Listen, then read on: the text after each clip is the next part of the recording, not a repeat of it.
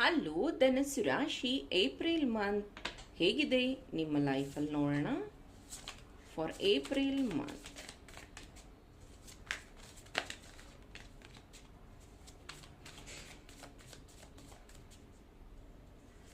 Love life, yes, yin and yang energy balancing ಆಗಿರೋದ್ರಿಂದ ನಿಮ್ಮ ಪ್ರೀತಿ ತುಂಬ ಬ್ಯಾಲೆನ್ಸಿಂಗ್ ಆಗಿರುತ್ತೆ.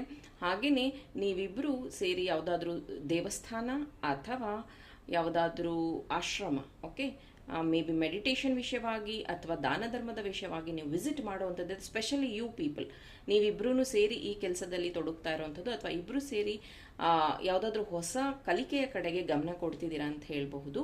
ಇನ್ನು ಫೈನಾನ್ಸ್ ಹೇಗಿದೆ? ಇನ್ನು ಏಪ್ರಿಲ್ ಮಂತ್ ತುಂಬ ಸ್ಟಕ್ ಎನರ್ಜೀಸ್ ಇದೆ, ಗಮನ ಕೊಡಿ. ಹಾಗೆಯೇ ನೀವು ಹಣಕಾಸಿನ ಬಗ್ಗೆ ಯೋಚನೆ ಮಾಡೋದ್ರ ಜೊತೆಗೆ ಓವರ್ ಸ್ಟ್ರೆಸ್ ತಗೋತಿದ್ದೀರಾ, ಪ್ಲೀಸ್ ರಿಲೀಸ್ ಯುವರ್ ಸೆಲ್ಫ್ ಅಂತೀನಿ. ಇನ್ನು ಓವರ್ ಆಲ್